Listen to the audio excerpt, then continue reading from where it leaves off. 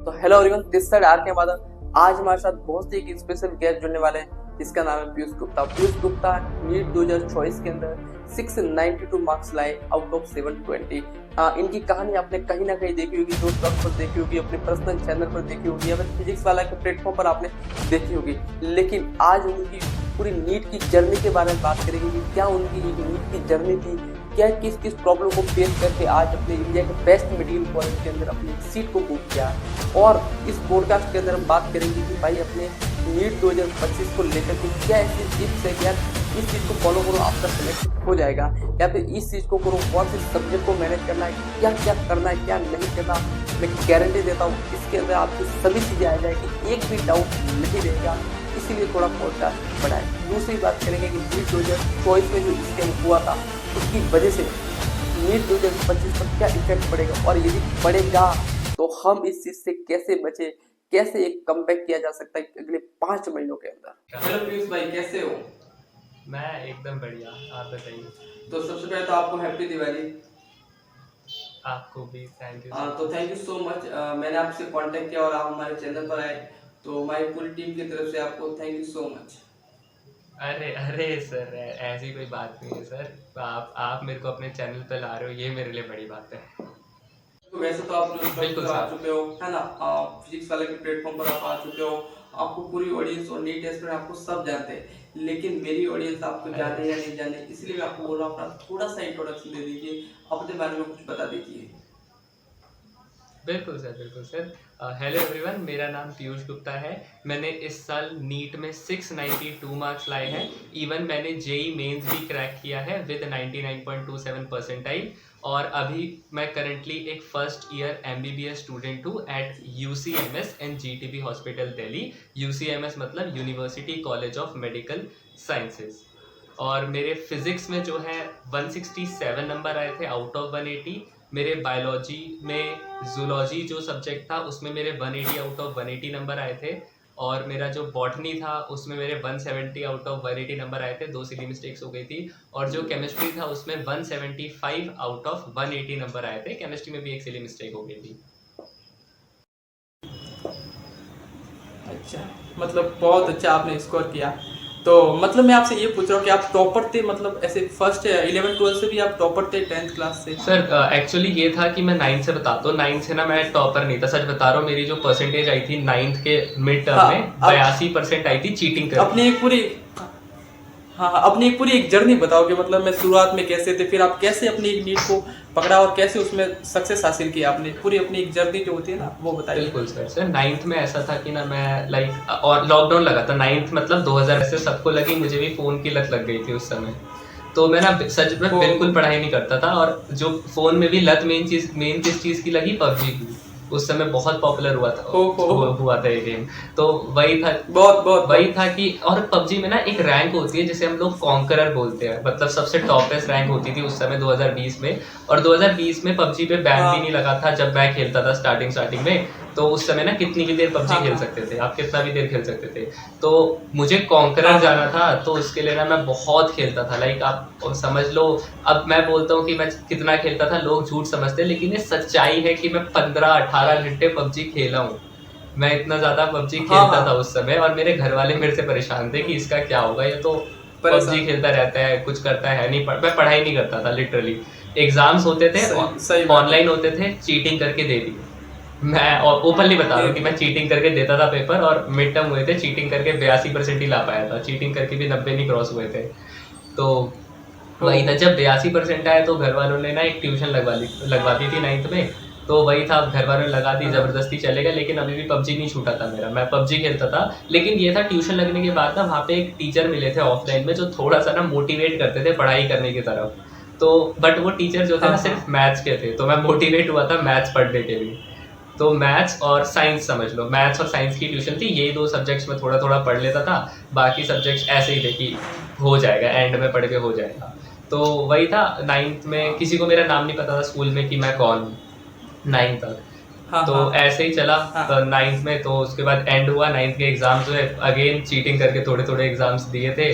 तो 90% आ गए थे 9th में चीटिंग करके। तो उसके बाद ओ। फिर गए 10th में, किसी को पता नहीं लगा चीटिंग किसने करी किसने नहीं, तो इसलिए 10th में इजीली एडमिशन मिला। हाँ हाँ उसके बाद हाँ 10th में ये था कि टीचर सब बताते हैं, पहली पहली क्लास होती है ना 10th में, ओरिएंटेशन जैसे बोलते हैं, बताते हैं बेटा it is your board class, now you have to work hard, अब तुम्हें करना पड़ेगा। तो मेरे अंदर भी आया कि यार करना इस बार वर्क हार्ड आना करेंगे, था। लेकिन लेकिन लेकिन पबजी खेलना नहीं करेंगे। छोड़ा। बट ये था कि पबजी को कम कर दिया, लाइक एक टाइम बना लिया कि रात में 10 से 12 खेलेंगे। सारे दोस्तों ने टाइम बनाया कि यार पढ़ना है तो रात में 10 से 12 पबजी खेलेंगे और बाकी पूरा दिन पढ़ाई करेंगे, पढ़ाई और हाँ। खेलना भी, मतलब जो भी होता है। तो 10th क्लास का 1 महीना तो ऐसे ही निकला, बट उस समय मैं पढ़ाई में इतना सीरियस था नहीं। और बाकी इंस्टाग्राम और उस समय वो भी था, टिकटॉक भी था, तो वो सब चलता था, ओहो। तो वो सभी चलाते रहता था। पढ़ाई थोड़ी थोड़ी कर ली तो कर ली। स्टार्टिंग में मोटिवेशन था 10th में, धीरे धीरे करके कम होता गया। अब हुआ क्या, अप्रैल बीता, हाँ। मई आया, अब लॉकडाउन दोबारा लग गया था उस समय। और उस समय हुआ ये कि मेरी जो दादी जी थी उनकी जो है ना उस समय डेथ हो गई थी। तो उस समय हुआ कि यार देखो हम लोग तो जा नहीं पाए, लाइक उधर पहुंच ही नहीं पाए। वो जयपुर में थी, हम दिल्ली में थे, हाँ, और हाँ। लॉकडाउन लगा हुआ है तो हाँ। जा तो सकते ही नहीं है, जा कर भी नहीं जा सकते थे। नहीं सकते, तो नहीं जा सकते। तो मैं हमें वीडियो कॉल के थ्रू दिखाया गया, मतलब वो जो उनका लास्ट राइट्स जिन्हें बोलते हैं, लास्ट ओह, रिचुअल्स। हाँ हाँ तो वो वीडियो कॉल के हाँ, हाँ। थ्रू मैंने डेड बॉडी को देखा, और सच में ना वो पहली बार समझ लो किसी अपनी की डेड बॉडी देखी है। और वो डेड हाँ। बॉडी देखकर ना बहुत रियलाइजेशन हुई लाइफ में कि यार ऐसा था कि लाइक मैं देख रहा हूँ कि यार मेरी दादी जी तो अभी तो मतलब कुछ दिनों पहले तक बातचीत करी थी, मतलब इतने अच्छे से। बातचीत हो रही आज है। सुबह ही, उस दिन जिस दिन हाँ। डेथ हुई ना उस दिन सुबह ही बात हुई थी पापा जी, और वो बोल रही थी अच्छा खासा, और एकदम से चली गई। तो मतलब ये हाँ, ऐसा हाँ। फील होता है कि यार लाइफ तो अनप्रिडिक्टेबल है, कि यार कभी भी ख़त्म हो सकती है। और कभी भी हो और सकती मुझे है। रियलाइज हुआ कि यार मैं तो अपनी लाइफ में कुछ कर ही नहीं रहा, मैं क्या कर रहा हूँ, मैं तो बर्बाद कर ही ही नहीं कर रहा रहा। हूँ। तो आई थिंक वो आपकी लाइफ का टर्निंग पॉइंट था कि आप समझ गए थे, समझदार हो चुके थे थोड़े। उस समय से सर यस थोड़ी बहुत समझ आनी शुरू हुई थी कि यार मतलब अभी तो मतलब पेरेंट्स हैं, वो पैसा लगा रहे हैं, पढ़ रहा हूँ मैं या कुछ कर रहा हूँ, लेकिन आगे क्या होगा। तो वो सर रियलाइजेशन थोड़ी आगे आई क्या थी उस समय। तो उस रियलाइजेशन के बाद से शुरू किया था मैंने, थोड़ा सोचा कि यार वो सब हुआ सर, वो मई में वो हुआ, फिर उसके बाद जो लास्ट राइट्स होते हैं हरिद्वार वगैरह जाते हैं वो सब कुछ खत्म हुआ। फिर सर जुलाई के महीने में ना नया CBSE का करिकुलम आ गया था कि 2 एग्ज़ाम होंगे, 2 हाँ, बोर्ड हाँ। होने का करिकुलम आया दो था। एक- आपके टाइम हाँ, पे तो हाँ। शायद बोर्ड कैंसिल हो गए होंगे। हाँ हाँ हमारे टाइम कैंसिल थे हमारे टाइम पे 2 बोर्ड्स का करिकुलम आ गया था। तो उस समय था कि ठीक है, मेरे अंदर आया कि ठीक है नया करिकुलम आया है, जुलाई का महीना है, रीस्टार्ट देते हैं।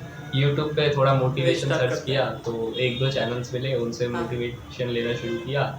तो बाकी फिर पढ़ना हाँ। शुरू किया। उस समय से था सर कि मैं ना अपना टाइम डिवाइड करना मैं बहुत अच्छे से सीख गया कि मैं एक पर्टिकुलर हाँ। टाइम था जब पढ़ता था, और एक पर्टिकुलर टाइम था जब मैं बाहर खेलता था, एक पर्टिकुलर टाइम था जब मैं पबजी खेलता था। इतने बढ़िया से मैंने टाइम डिवाइड किया था। सही। तो मैं पढ़ने लगा, पढ़ाई की तरफ गया। डिसिप्लिन, आपने डिसिप्लिन बिल्कुल बनाया, सर। एक डिसिप्लिन बनाया एक आपने। डिसिप्लिन बना लिया था लाइफ में कि यार अब करना है मेरे को, अब ठीक है मज़े भी करने हैं, पढ़ाई भी करनी है, 10th क्लास है दोबारा हाँ। आएगी नहीं, एक ही बार होंगे बोर्ड्स, हाँ। अब करना है। सितंबर, अब पढ़ते पढ़ते इतना सीरियस हो गया कि सितंबर के टाइम पे ना मैंने छोड़ दिया, लाइक वो पबजी छोड़ दिया। 5 सितंबर को आखिरी मैच खेला था पबजी का, जो मेरी आईडी थी उस पर, उसके बाद से खेलना छोड़ दिया मैंने। हाँ हाँ उसके बाद सर इतना सीरियस हो गया कि मैं किताबें ले आया, किताबें मतलब जो एक्स्ट्रा किताबें होती है, और लाइफ में पहली बार एक्स्ट्रा किताबें खरीदी थी मैंने, जो होती है ना क्वेश्चन बैंक्स, वो खरीदे थे पहली बार। हाँ, हाँ। तो उनको लाके पढ़ना स्टार्ट किया, उनको पढ़ा, उनसे पढ़ के सर अक्टूबर में ना हमारे बोर्ड थे, नवंबर में पहले बोर्ड जो MCQ वाले होने थे वो नवंबर में थे। हाँ MCQ। अक्टूबर में हमारा जो है प्री बोर्ड था। हमारे स्कूल वालों ने पूछा था कि प्री बोर्ड में कितने बच्चों को ऑनलाइन देना है, कितने बच्चों को ऑफलाइन जाके देना है, क्योंकि कोविड का टाइम था। कोविड का सर आज भी प्राउड फील होता है कि ना सिर्फ 8-10 बच्चे थे जिन्होंने ऑफलाइन देना सोचा था, और उसमें से एक मैं था। सोचा था। और सर आप ऑफलाइन जाके ना पूरा स्कूल टॉप मार दिया था, मतलब पूरा 10th क्लास टॉप मार दिया था मैंने प्री बोर्ड में। और ये उस टाइम ये होता है डिसिप्लिन का पावर। सर उस टाइम सर सोचो, उससे पहले तक किसी को नहीं पता था स्कूल में पीयूष गुप्ता कौन है। उस रिजल्ट के बाद से जिन टीचरों ने पेपर चेक किया था ना, उनको नाम याद होने लग गया था। वो मिलती थी ना, उनको तो मैंने कभी देखा ही नहीं था, क्योंकि वो वीडियो कॉल पे पढ़ाती थी, सिर्फ हाथ और बोर्ड दिखता था। मैं जब जाता हाँ, था ना वो कहती थी ओ तुम हो ये, तो मेरे को लगता था कि ओ इनको ये मुझे जानती है, कितना अच्छा बात, कितनी अच्छी बात है। तो सर फिर नवंबर में बोर्ड हुए पहले, वो दिए। अब ऐसा नहीं था कि हाँ, हाँ, बोर्ड्स के टाइम ये था कि ठीक है सीरियसनेस है, जब बोर्ड्स का टाइम चल रहा था लाइक नवंबर दिसंबर में पढ़ाई करी है, जैसे ही बोर्ड्स खत्म हुए उसके बाद मजे भी करे हैं। लाइक एक बहुत फेवरेट मेरी सीरीज थी उस टाइम आती थी, मनी हीस्ट नाम से, नेटफ्लिक्स पे है वो सीरीज, हाँ, बहुत हाँ, हिट हुई थी, तो सर वो देखना बहुत पसंद था। तो मैंने 10th क्लास में वो मनी हीस्ट भी देखी है, ऐसा नहीं है सिर्फ पढ़ाई करी है, बट एक डिसिप्लिन बना के किया। पढ़ाई करें। उसके बाद सर था क्योंकि इतना 10th क्लास में पढ़ना नहीं होता जितना नीट और इसमें पढ़ना होता है। बिल्कुल ठीक है, 5-6 घंटे ही फोकस के साथ पढ़ते हैं ना तो हो जाता है बिल्कुल आराम सर, से। बहुत आराम से हो जाता है अगर आप फोकस के साथ पढ़ रहे हो। अब ऐसा नहीं है कि वो 5-6 घंटे में आप साइड में एक व्हाट्सएप खोल के बैठे और पढ़ाई भी कर रहे हो, यहाँ दोस्त से बात भी चल नहीं, रही है, नहीं, पढ़ाई भी हो रही है, तो नहीं होगा, तो मुश्किल है। नहीं, बाकी नहीं होने सीरियसनेस वाला। से पढ़ रहे हो तो हो सही, जाएगा। तो सर ऐसे ही फिर सेकंड बोर्ड थे, सही। उसकी तैयारी करना शुरू किया, उसके लिए बढ़िया से पढ़ा। और सर फिर वो जो बोर्ड्स बोर्ड्स थे वो सारे दे दिए मैंने। और उसके बाद मेरा था कि अब आगे लाइफ में, वैसे मैंने बहुत पहले से सोचा था कि मेरे को ना मेडिकल फील्ड में जाना है, क्योंकि लाइक सबसे पहले ना बचपन से थोड़ा बहुत था कि हैंडराइटिंग खराब थी, तो लोग बोलते थे यार ये तो डॉक्टर बनेगा, हैंडराइटिंग एक मेन कारण था। डॉक्टर बने। सेकंड हाँ, सेकंड हाँ, सेकंड चीज़ ये थी कि मेरे को भी अंदर से पसंद था कि यार लोगों की जाके मदद करूंगा, मैं लोगों को ठीक कर पाऊंगा, लोगों के लिए मतलब कुछ कंट्रीब्यूट कर पाऊंगा इस सोसाइटी में। तो मेरे को था यार बन रहा है, सही है। बहुत बहुत ज़्यादा इंटरेस्ट नहीं होता है कि आपको देखकर बहुत अच्छा लगता है उस चीज़ को, तो वो था कि मेडिकल फील्ड की जब भी लाइक शॉर्ट्स वगैरह रील वगैरह आ जाती थी ना, तो लगता था कि यार ये करना है। तो मैंने ये करना है और दिल से था कि बिल्कुल मतलब मेरे को यही करना बिल्कुल है। सर, अंदर से था कि खुद बनना है। लाइक कभी भी पेरेंट्स ने ना प्रेशर नहीं डाला कि तुझे ये करना है। मेरे पेरेंट्स वॉज लाइक कि यार तुझे जो करना है कर ले, जो चाहिए वो कर ले। तो ये सर थोड़ा सपोर्ट था मेरे को कि ठीक है कि इतना सपोर्ट है। लेकिन वो एक अंदर से उनकी ये भी था कि ना जो जब मैं 10th से 11th में जा रहा था तो उस समय ना बोर्ड्स का रिजल्ट नहीं आया था, क्योंकि 2 बोर्ड हुए थे, कंबाइंड रिजल्ट आना था, नहीं आया था। तो पेरेंट्स को थोड़ा डाउट हो रहा था कि क्या ये मतलब इतनी परसेंटेज ला पाएगा कि ये साइंस ले पाए, मतलब एक पर्टिकुलर परसेंटेज ले चाहिए पाए। होती है साइंस के लिए, जब पेरेंट्स बोलते हैं कि हाँ भाई अब तू ले सकता है। तो उसका था, मैंने बोला ले सकता है। सब हो जाएगा। मेरे को क्योंकि भरोसा था कि मैंने जो पढ़ा था ना 10th में बढ़िया होगा। मैंने अच्छा होगा। मैंने सर फिर उसके बाद जून 1 जून मुझे डेट याद है, 1 जून 2022 हाँ। पहली बार 11th की पढ़ाई शुरू करी थी। और उस समय सर कुछ भी नहीं हाँ। था मेरे पास, मैं बताता हूँ। उस समय ये हुआ था कि 2020 में लॉकडाउन लगा था, 2021 में लॉकडाउन लग हाँ, गया था, हाँ। जिसकी वजह से सर हुआ ये था कि ना घर में थोड़ी सी फाइनेंशियल कंडीशंस खराब हो गई थी। और उसके चक्कर में ये था कि मैं ना कोई कोचिंग ज्वाइन नहीं कर पाया, ऑफलाइन तो मैं जा ही नहीं पाया, मजबूरी थी कि मैं जा ही नहीं सकता ऑफलाइन। अब ये था सही कि है। ऑनलाइन नहीं जा सकते। हाँ, वो समझदार होता है ना, कंडीशन को देख करके, अपनी स्थिति को देख करके वो सोच लेता है कि मतलब मैं कैसे घर वालों को ये बोल पाऊँ कि मैं ऑफलाइन ज्वाइन करना है, वो करना है, वो करना है। ये है। एग्जैक्टली सर, इसलिए मैंने ना सच में मैं बोला ही नहीं, बाबा को बोला ही नहीं मैंने कि अब मैं तो अपने पेरेंट्स को ये भी नहीं बोल पाया कि मेरे को फ़ोन की ज़रूरत है। आपको पता होगा, पहले जब मैं 11th क्लास में था, 2018 या 19 की बात है ना, जब वो हुआ था कि मतलब राजस्थान सरकार ने जियो के फ़ोन निकाले थे, आपको पता है? बटन वाले 1500 रुपए के। हाँ, हाँ, हाँ, वो फ्री में देते थे, पता है, हमारे राजस्थान में दिया करते। तो वो मैंने 1 साल तक यूज किया था अपने 12th क्लास अरे में। सर क्या बात है समझ जाओ। तो मैं तो ये भी नहीं कह सकता कि मेरे को ये चाहिए वो चाहिए, जो भी किया अपने बलबूते पर किया। और ये था कि मैं ऐसे गांव से बिलोंग करता हूँ, जो मेरे अपने पेरेंट्स को बोलता हूँ ना कि पापा मेरे को ये करना है तो ठीक है कर, मम्मी मेरे को ये करना है तो ठीक है कर। बस उनको ये है कि वो मेरे को बोलते हैं कि ऐसा काम मत करो कि जिससे मुझे कहीं वो ऐसा फील हो जाए कि मेरे बेटे ने ये क्या किया। बाकी तू जो भी करना है तू कर, अपनी मेहनत से जो भी करना है तेरे को कर। लेकिन ऐसे नहीं बोल सकता था कि मेरे को फ़ोन चाहिए, मेरे को टैबलेट चाहिए, मेरे को लैपटॉप चाहिए। ये तो बोलने की बात है, तो फिर कोचिंग की तो सोच ही नहीं सकते। ये सर होता है, ये होता है। सही बात है सर। और सर बहुत अच्छा ये रहता है कि आपके पेरेंट्स और मेरे भी जो थे सपोर्टिव थे कि तुझे जो करना है कर। सपोर्टिव थे। हाँ, ये सर जो सपोर्ट मिलता ये है होना ये चाहिए। अलग लेवल का होता है, ये मोटिवेशन अपने ये आप अलग ही- लेवल का होता है। अपने आप आ जाता है कि अपने माँ बाप के लिए मेरे को कुछ करना है। वो एक होता है ना, उससे लिए मोटिवेशन होता है, और यही होता है। एग्जैक्टली। और दूसरा मैं आपको ये पूछता हूँ, एक सर की मैं आपसे पूछता हूँ कि जैसे कि अलग सर हमें दिखते हैं मतलब कैमरे के आगे, मतलब इतने हम्बल इंसान, आप उनसे मिले हो क्या? सच में ऐसे ही है जो कैमरे के हमको दिखाते हैं, बिल्कुल। या फिर अंदर की कुछ अलग है कि भाई? बिल्कुल सर लिटरली मैं बता रहा हूँ बहुत हम्बल है। जिस तरह आप उन्हें कैमरे के आगे देखते हो ना, सेम उसी तरह कैमरे के पीछे है हम। क्योंकि सर मैं एक बार नहीं मिला, मैं 4 बार मिल रहा हूँ, 4 बार जाके मिला हूँ मैं उनसे जाके। एंड सच में सर वो उनके लिए पता है हर एक बच्चा इंपॉर्टेंट है, हर एक बच्चा इंपॉर्टेंट है, चाहे वो टॉपर हो, एग्जैक्टली, चाहे उसके 720 आए हो, चाहे उसके 660 आए हो, उनके लिए हर बच्चा इंपॉर्टेंट है। हर बच्चा इम्पोर्टेंट है। एग्जैक्टली सर, हर बच्चे से मिलेंगे, हर बार जैसे हम लोग एक बार गए थे, हम 10-15 लोग चले गए थे एक साथ ऑफिस में, जब दूसरी तीसरी बार गए थे, सर ने हर एक बच्चे के साथ फोटो खिंचवाई थी, मतलब सबको टाइम दिया, सबके साथ बात करी, हर एक बच्चे के साथ फोटो खिंचवाई, किसी को भी ऐसे मिस नहीं किया, किसी को भी लेफ्ट आउट फील ही नहीं कराया। हाँ हाँ। और सर पेरेंट्स की भी रिस्पेक्ट बहुत इसकी करते क्या रैंक है, इसकी क्या रैंक है, हाँ पेरेंट की रिस्पेक्ट बहुत करते हैं। सर मेरे दोस्त के पेरेंट्स सही थे, तो सर ने देखा कि अच्छा ये इसके पेरेंट्स हैं, तो सर ने सबसे नमस्कार किया, मतलब उन्हें सबसे पहले ग्रीट किया कि आप पेरेंट्स हो। हाँ हाँ, पहले उनको वो सर बहुत अच्छा हाँ, टीचर और और स्टूडेंट से भी ज़्यादा उनको बोलते हैं कि आपका बहुत बहुत धन्यवाद कि मतलब आपने इसको पढ़ाया और लिखाया ताकि आप यहाँ पर खड़ा है। एग्जैक्टली सर, सच बोलूँ, मैं बताता हूँ, वो 11th जब मैं ज्वाइन किया था उस समय ना, लाइक मैंने आपको बताया, फाइनेंशियल कंडीशन जीरो, मतलब इतना खराब है, थी। क्योंकि 2020 में लॉकडाउन लगा, उसके बाद था कि ठीक है थोड़ा बहुत संभल जाएगा, दूसरी बार लॉकडाउन हो गया, एकदम ही पूरा बिजनेस है, मेरे पापा की शॉप है क्लोथ्स की, तो दुकान है तो बंद हो जाती है, वो तो उसमें तो सेल हाँ, वो सबके लिए हो गया था। तो सर मेरा था कि अब PW का बैच लेना था, लेकिन सर उस समय ये था कि यार अब पापा से बोल ही नहीं पा रहा मैं बैच लेना, क्योंकि उस समय कंडीशंस ही नहीं थी, क्योंकि मुझे पता है कि कुछ महीने पहले जब मैं 10th में था ना, उस समय ही स्कूल की फीस कैसे दी,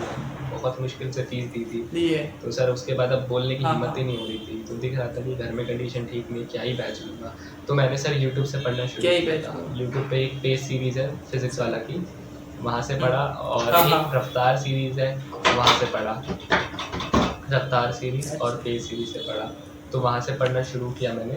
उसके बाद सर था कि जैसे जैसे टाइम बीता तो मैं थोड़ा थोड़ा नोट्स बनाता गया, पढ़ता गया, और धीरे धीरे करके जो है मेरे को थोड़ा बहुत कॉन्सेप्ट आया, लेकिन स्टिल सर यूट्यूब से जब आप पढ़ते हो ना, तो मेरे को ना तो DPP मिल रही थी, ना तो मैं PYQs ठीक से कर रहा था, तो मेरे को लाइक मैं पढ़ तो रहा हूँ, मैंने नोट्स तो बना लिए, कॉन्सेप्ट थोड़ा बहुत सीख लिया, लेकिन उसका एप्लीकेशन ही नहीं आता कि एप्लीकेशन कैसे करना है उसका, तो मेरे से सवाल बनते ही, फिजिक्स तो ख़त्म थी सर, सवाल बनते ही नहीं थे सर, बता रहा हूँ, मैंने पहला वो मोशन 1D पढ़ लिया, 2D पढ़ लिया मैंने, फिर उसके बाद NLM पढ़ लिया, तो ये 3 पढ़ लिया मैंने, उसके बाद भी मैंने देखा कि सर जब मैं सवाल सॉल्व करने जाता था आंखों से आंसू निकलते थे, क्योंकि कॉन्सेप्ट ही नहीं बना।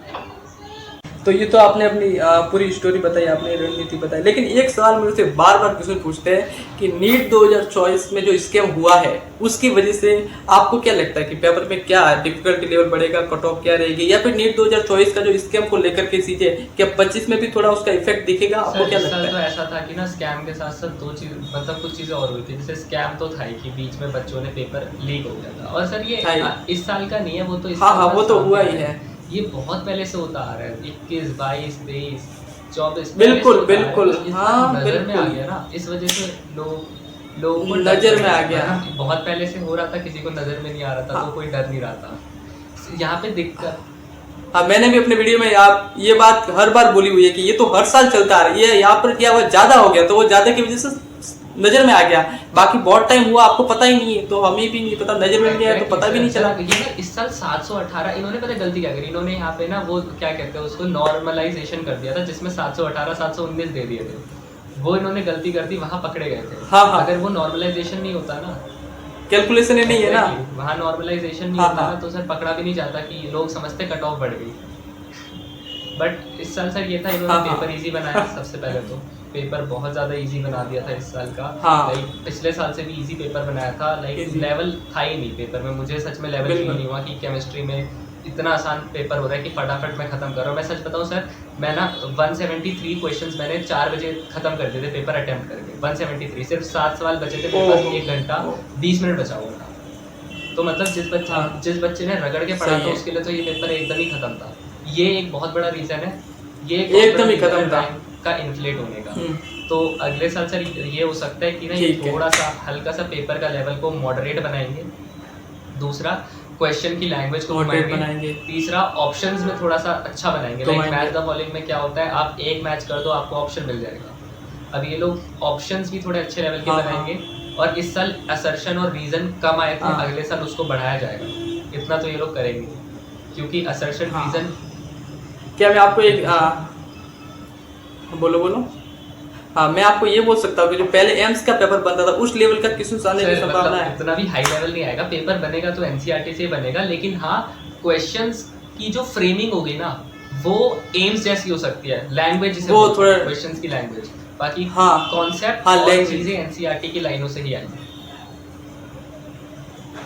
सही है। मतलब आप कहने का मतलब कोई भी तैयारी करो तो थोड़ा समझ करके, कोई भी किसी आप प्रैक्टिस कर रहे हो तो उसकी लैंग्वेज को समझो, है ना, उसकी एनसीईआरटी क्या बोलना चाह रही है उसको समझो। मतलब थोड़ा एकदम फोकस के साथ पढ़ाई करने की जरूरत है। पढ़ाई तो करना ही है, लेकिन थोड़ा अच्छे से तैयारी करनी है कि मतलब किसी से क्या बोलना, उसकी लैंग्वेज को समझना है, ये समझने की जरूरत है ना। रॉट लर्निंग तो अब चलेगी नहीं, अगले पेपर में रॉट लर्निंग नहीं चलेगी, और हाँ। प्रैक्टिस अच्छे लेवल की होनी चाहिए, क्योंकि ऐसा हो सकता है कि क्वेश्चन जैसे फिजिक्स और केमिस्ट्री में आएंगे, बिल्कुल। हल्का सा लेवल बढ़ाते, कॉन्सेप्चुअल क्वेश्चन ज़्यादा डाल देंगे फार्मूला बेस के बजाय, ज़्यादा डाल देंगे। और सर ये सारे जो Base क्वेश्चन के होते बजाय। हैं अभी थोड़ा formula base थोड़ा कम हो based जाएगा। questions कम करके अगर ये हाँ, हाँ। कॉन्सेप्चुअल भी डालते हैं, ये सारे सवाल टीचर्स कोचिंग में करवाते ही है। बस टीचर्स ये बोल देते हैं कि ये थोड़े हाई लेवल करवाते के ही है। सवाल है, इनको कर लोगे तो नंबर ज़्यादा आ जाएंगे, उसी टाइप के सवाल जो है थोड़े बहुत पेपर में आ जाएंगे। ऐसा भी नहीं कि सारे सवाल ऐसे होंगे, आ जाएंगे। बस थोड़ा सा ना कंसेप्चुअल सवालों का नहीं। नंबर बढ़ जाएगा और कुछ नहीं होगा। फॉर्मूला बेस भी आएंगे, लेकिन वो थोड़े से कम कर देंगे।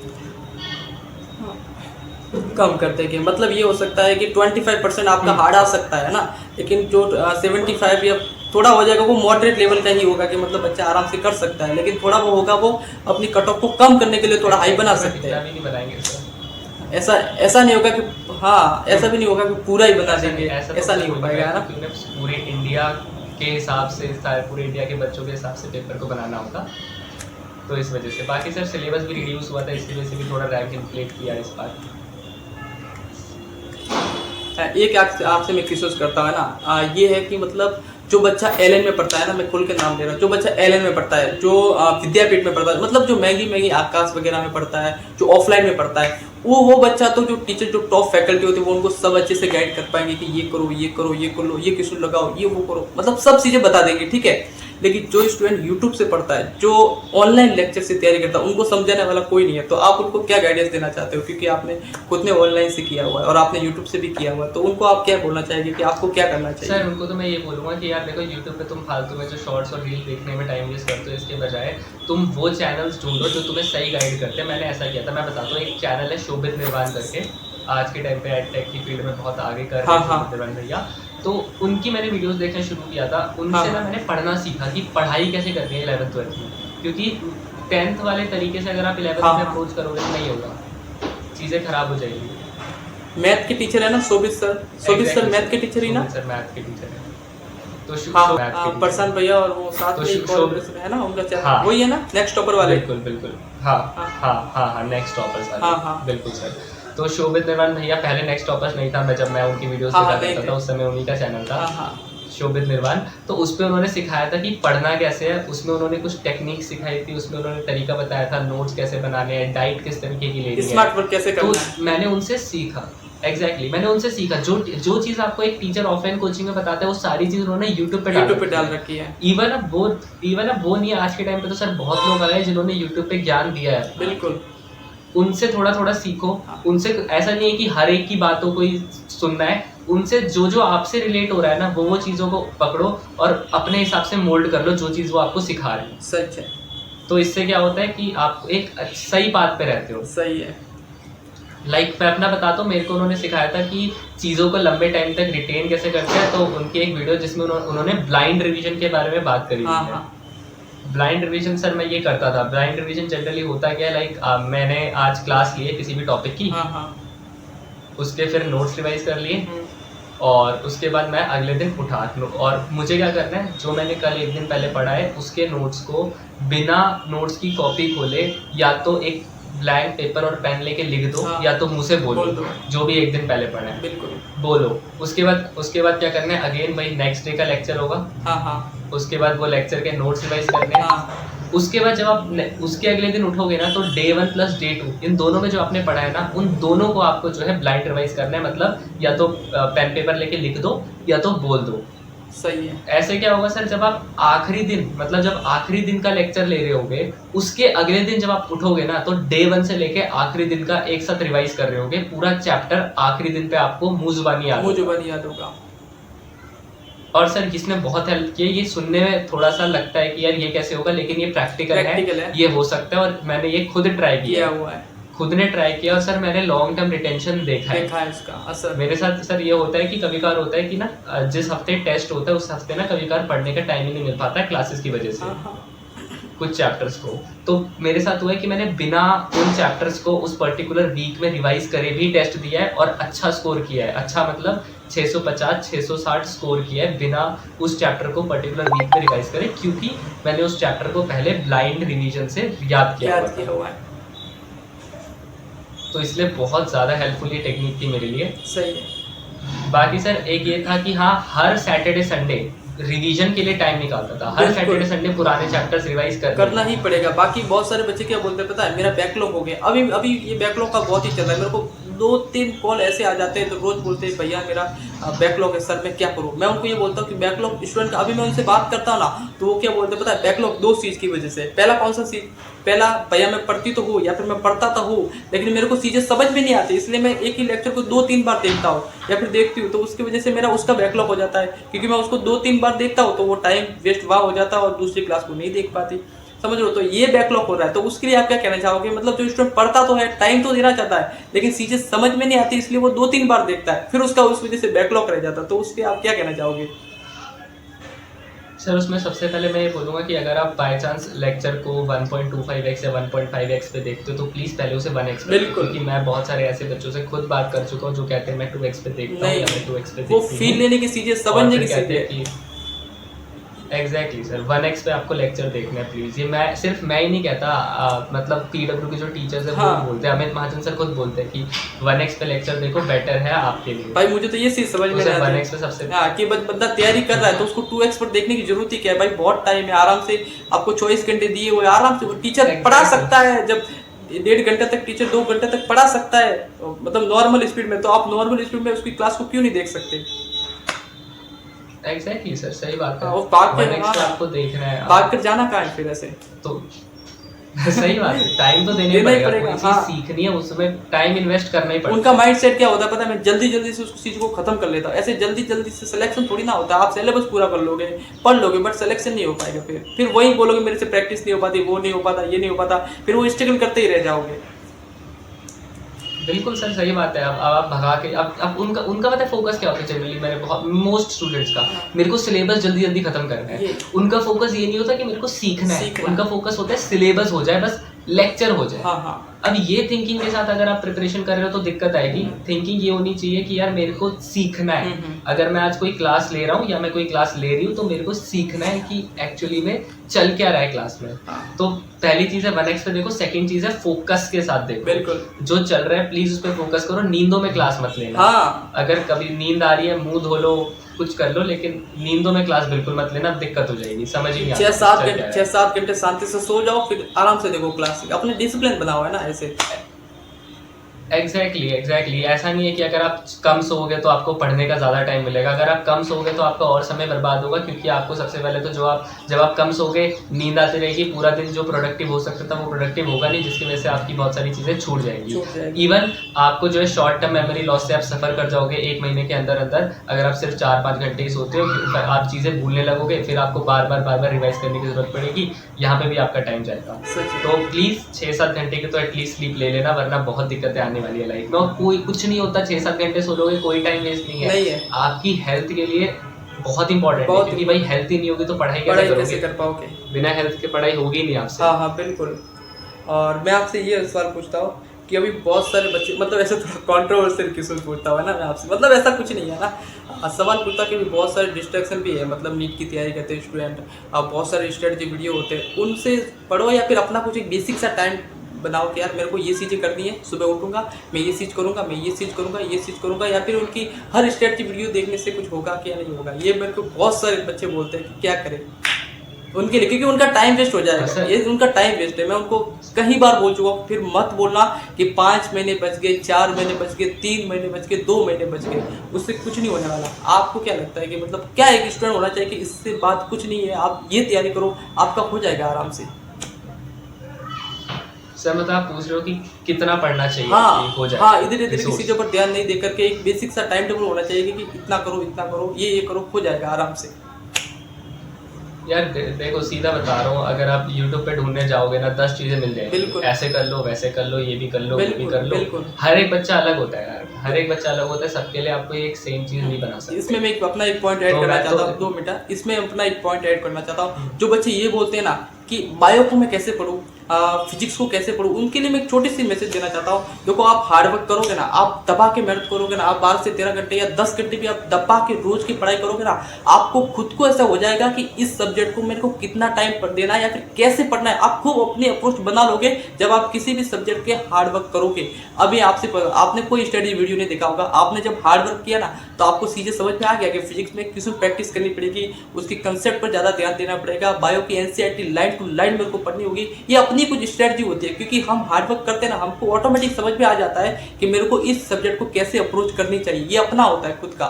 सही बोला ना? बिल्कुल सर, सही बात है, सबका अपना ही बनता है अपने वो ऑटोमेटिक बन जाता है जब आप उस पर हार्ड वर्क करना स्टार्ट करते हो तो। एग्जैक्टली। और सब अपनी अपनी स्ट्रैटेजी से ही बेस्ट स्कोर करते हैं। बेस्ट स्कोर करते हैं, किसी की स्ट्रेटजी से नहीं हो पाता। लेकिन एक स्टूडेंट जो जनरली स्टूडेंट होता है कि पूरे दिन की क्या रणनीति होनी चाहिए एक स्टूडेंट के अगले 5 महीनों तक? जनरली तो सर देखो, एक बेसिक रणनीति होनी चाहिए कि यार आप सुबह उठे हो, आप ब्लाइंड रिवीजन कर सकते हो, मतलब जो आपने एक दिन पहले के नोट्स पढ़े एटलीस्ट उनको दोबारा रिवाइज कर लो ताकि आपको वो याद और रहे। वो जल्दी जल्दी भी हो जाएगा ठीक सुबह है। सुबह। एग्जैक्टली अगर आपके शाम के लेक्चर से मतलब 1 बजे के दोपहर के लेक्चर है तो सुबह आप ब्लाइंड रिवीजन करके क्वेश्चन प्रैक्टिस कर सकते हो। लाइक डीपीपी आपकी बची है तो आपने डीपीपी लगा ली, हाँ। कोई एक्स्ट्रा क्वेश्चन कहीं से कर सकते हो तो आपने वो लगा लिए। हाँ। उतना करना है आपको। और उसके बाद जो है भाई अपना नॉर्मल खाना पीना नहाना धोना, उसके बाद बैक टू लेक्चर। सपोज आपके 1 बजे से लेक्चर्स है तो आपको जो है दिन के भाई 3 लेक्चर तो लेने ही है। 3 लेक्चर काफी होते हैं जो आपके क्लास के अंदर 3 लेक्चर तो बिल्कुल जो आपका शेड्यूल होता है उसको तो फॉलो करना ही है। बिल्कुल 3 लेक्चर, एक फिजिक्स का ले लो, एक केमिस्ट्री का ले लो, एक बायो का ले लो। हाँ। 3 लेक्चर ले लो। बायो में भी ऐसा कर सकते हो, एक दिन जूलॉजी, एक दिन बॉटनी, या जैसे भी आपको पसंद है, पूरी तरीके से डिपेंड करता है आप पे कि आप क्या चाह रहे हो। बाकी 3 लेक्चर ले लो। लेक्चर के बाद लेक्चर जब ले रहे हो ना यार, एक चीज़ बहुत इंपॉर्टेंट होती है कि जब टीचर क्लास में सवाल करवाता है ना, लाइक कोई कॉन्सेप्ट पढ़ा दिया टीचर ने, लाइक मान लो आपको सेंटर ऑफ मास पढ़ा दिया, अब आपने वो कॉन्सेप्ट समझा, टीचर अब क्वेश्चन पे आया, जैसी क्वेश्चन वाली स्लाइड आती है ना, पॉज करके खुद से ट्राई करो, या फिर टीचर थोड़ा कभी कभी टाइम दे भी देते हैं, तो सबसे पहले क्वेश्चन जो होता है ना खुद से बनाना सीखो। यही है फिजिक्स में, क्योंकि तभी आपको प्रैक्टिकल एप्लीकेशन है। बिल्कुल बिल्कुल सही पॉइंट बोला आपने, एकदम सही। और ये किसी फिर आपको याद भी रहेगा फिर ये, क्योंकि आप करोगे ना आपको पता चलेगा कि ये मैंने यहाँ पर गलती की थी और टीचर ने ऐसा किया, आपको वो याद रहेगा। एग्जैक्टली या बनेगा तो बहुत बढ़िया बात है, नहीं बना तो आप सीख जाओगे और आपके दिमाग में फिर वो रहेगा। और उससे क्या होगा, आपके दिमाग में कॉन्सेप्ट बैठ जाएगा, फिर आपको नोट्स रिवाइज करने में बहुत टाइम लगेगा, बहुत कम टाइम लगेगा, क्योंकि आप बहुत सारी चीजें क्लास में याद कर लो। बिल्कुल। और एमआर क्वेश्चंस को करते करते सीखते। और एमआर सर की तो क्लास ही ऐसी है, बहुत सारे क्वेश्चंस होता है, आप पूरी उसमें पीएचडी कर लोगे। एग्जैक्टली आपके टॉपिक पे जब आप रिवाइज करने जाओगे आपको लगेगा ठीक है ये तो मैं फटाफट कर लूंगा, तो रिवीजन का टाइम आपका कम हो जाएगा। हाँ। तो क्लास में सबसे पहले यही करना है, प्लीज ये मत करना कि टीचर करवाए जा रहे हैं बस साथ साथ नोट करते जा रहे हो, हाँ ऐसे ऐसे ऐसे ऐसे ऐसे, मजा नहीं आएगा, फिर कोई मतलब नहीं। उसके बाद नोट्स को रिवाइज करना है, तीनों क्लासेस लेके तीनों क्लासेस के नोट्स को रिवाइज करना है। और नोट्स रिवाइज करने के बाद अगर थोड़ा बहुत टाइम बचता है तो एनसीईआरटी की रीडिंग जरूर कर लेना। स्पेशली बायोलॉजी में प्लीज एनसीईआरटी को ही याद करना, याद एनसीईआरटी ही करनी है आपको। नोट्स का काम आपका मेन है कि आपको जो है एनसीईआरटी की लाइनें समझ में आ जाए, क्योंकि जो क्वेश्चन आने वाले पेपर में जो क्वेश्चन आने वाले हैं वो एनसीईआरटी की लाइन से ही आएगा। और एनसीईआरटी की लाइन मतलब लाइन, उसमें जो लैंग्वेज लिखी है एज इट इज छप जाएगी। और अगर वहां पे थोड़ा सा भी ऊपर नीचे हो गया ना, आपका सवाल गलत हो सकता है अगर आपने उस लाइन को जो कुछ का कुछ इंटरप्रिटेट कर लिया। तो मैं ऐसे कह सकता हूँ कि बायो का जो टीचर होता है ना, उसका काम ये होता है कि सिर्फ एनसीईआरटी की लाइन को समझाना अच्छी तरह से कि एनसीईआरटी क्या बोल रही है। अब वो समझने के बाद आप एनसीईआरटी को खुद पढ़ो कि ये क्या क्या दिया हुआ है। बिल्कुल सर, सही बात है। बायो के टीचर का काम होता है कॉन्सेप्ट समझा दो, एनसीईआरटी में जो चीजें लिखी है उसको एक्सप्लेन कर दो इजी लैंग्वेज। हाँ, क्योंकि एनसीईआरटी बहुत टेढ़ी किताब है, बहुत है, पढ़ोगे बहुत टेढ़ा मेढ़ा लिखा हुआ है उसमें। अब वो बहुत अच्छे लेवल के वर्ड्स को यूज किया गया उसमें इंग्लिश के, जिसमें कुछ थोड़ी दिक्कत होती है। बिल्कुल। तो बहुत सारे बच्चे क्या बोलते हैं, अगर बहुत सारे बच्चे बोलते हैं कि बायो के नोट्स नहीं बनाने, तो उसके लिए बायो के नोट्स परफेक्ट बनने चाहिए ना। सर नोट्स तो बनने चाहिए, ऐसा मैंने भी बनाया है। नोट्स तो मैंने भी बनाया है, नोट्स तो जरूरी है। अब मान लो आप एनसीईआरटी की कोई लाइन आपने आज पढ़ ली, आपको समझ आ गई, 2 महीने बाद आप वो लाइन पढ़ रहे हो आपको समझ ही नहीं आ रही, कहाँ से रेफर करोगे कि कैसे समझे वो लाइन को, नोट्स की जरूरत इसलिए पड़ती है। और उसकी रिवीजन भी बहुत जरूरी है, रिवीजन वगैरह नोट्स का भी रिवीजन करना पड़ेगा, एनसीईआरटी का पढ़ना पड़ेगा, प्रैक्टिस भी करनी पड़ेगी बार बार। बिल्कुल सर, जब नोट्स रिवाइज कर लिया आपने, एनसीईआरटी पढ़ ली, उसके बाद अगर टाइम बचता है रात में तो डीबीपी सॉल्व कर लो। बायो की तो एटलीस्ट कर ही लिया करो सेम डे। बायो की डीबीपी तो होता है कि हाँ आपने आज एनसीईआरटी पढ़ ली तो देखते कितना याद रहा, तो बायो की डीबीपी तो सेम डे कर लो, भले ही फिजिक्स केमिस्ट्री में टाइम ना मिले। बायो के क्वेश्चन तो क्योंकि फटाफट हो जाते हैं, एमसीक्यू ही होते हैं, वन वर्ड ही होता है, वन वर्ड होता है या स्टेटमेंट बेस्ड, तो या स्टेटमेंट बेस्ड जो भी होता है, बट वो फटाफट हो जाते हैं, उसमें कोई सॉल्विंग नहीं लगती। तो बायो की तो डीबीपी सेम डे कर लेनी चाहिए। बाकी वही है, उसके बाद खाना पीना खा के सो जाओ। डाइट बस अच्छे से लेना, हर बच्चे को इस समय ना डाइट ठीक लेनी चाहिए, क्योंकि कुछ बच्चे होते हैं खाना ही छोड़ देते हैं, सोचते हैं नींद आएगी ये होगा। यार खाना छोड़ो मत, बिल्कुल ही कम कर तो चलेगा, छोड़ना नहीं बिल्कुल भी। छोड़ दोगे ना कमजोरी आ जाएगी बॉडी में, फिर ऑब्वियसली प्रोडक्टिव डेज आपके जा ही नहीं पाएगी। सही है, जो आप करना चाहते हो वो हो ही नहीं पाएगा, फिर अपना 100% नहीं दे पाओगे ना। एग्जैक्टली, क्योंकि पेट जो बॉडी को जितनी एनर्जी की डिमांड है आप उतना खा ही नहीं रहे, सही तो है। एनर्जी लगाओगे कैसे? हाँ, तो सबसे पहले बायो में अपनी क्लास को अच्छे से देखो, अच्छे से समझो, फिर उसका रिवीजन करो, फिर एनसीईआरटी पर आओ, एनसीईआरटी की लाइन टू लाइन क्या बोल रही है उसको समझो, है ना। 1 घंटा तक जितना आपने पढ़ा पूरा अच्छी तरह से पढ़ो, उसके पीवाईक्यू लगाओ, फिर प्रैक्टिस करो, यही है, फिर और क्या है।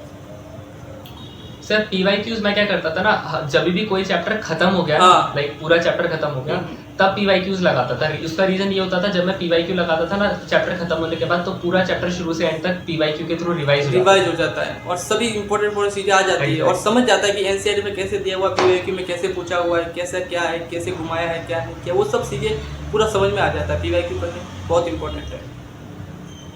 बिल्कुल सर, बिल्कुल पीवाईक्यूज तो बहुत जरूरी है। पीवाईक्यू कोई चाहे फिजिक्स हो, केमिस्ट्री हो, बायोलॉजी, पीवाईक्यू छोड़ के मत जाना, क्योंकि पीवाईक्यू से सवाल रिपीट हो जाते हैं, पीवाईक्यू के पैटर्न पे बेस्ड सवाल भी रिपीट हो जाते हैं। और प्लीज लास्ट 36 ईयर्स के करके जाना, क्योंकि एक बार 2023 वाले नीट में 1997 का सवाल फिजिक्स में उठ के आ गया 10वीं, एजीटी आ चुका, तो पीवाईक्यू जरूर करना। हाँ, और उसमें बस थोड़ी बहुत उन्होंने वैल्यू बदली थी, बाकी सवाल का कॉन्सेप्ट वही आया था। बिल्कुल।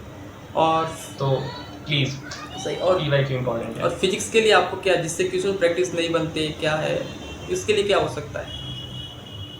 सर कोई देखो क्वेश्चन नहीं बनते तो सबसे पहले जो मैंने बताया कि क्लास में टीचर करा रहा है, तो सबसे पहले सेल्फ अटेम्प्ट, सबसे पहला तो पॉइंट यही है। नहीं आ रहा, एग्जैक्टली, और नहीं आ रहा है तो नहीं आ रहा तो कोई तो टेंशन ही नहीं है, क्योंकि आप सीख लोगे उससे, है ना, कि क्या गलती हुई है, क्या नहीं हुई। एग्जैक्टली, हाँ हाँ, एग्जैक्टली। और जो पॉइंट आपने सीखा कि इस वजह से मेरा सवाल नहीं बना, उसको वहीं लिख लो सवाल के साथ। हाँ, अगर आप बाई चांस सवाल नोट नहीं कर पा रहे क्लास के साथ, तो एटलीस्ट क्वेश्चन नंबर डाल के वहाँ पे बस मिस्टेक लिख लो।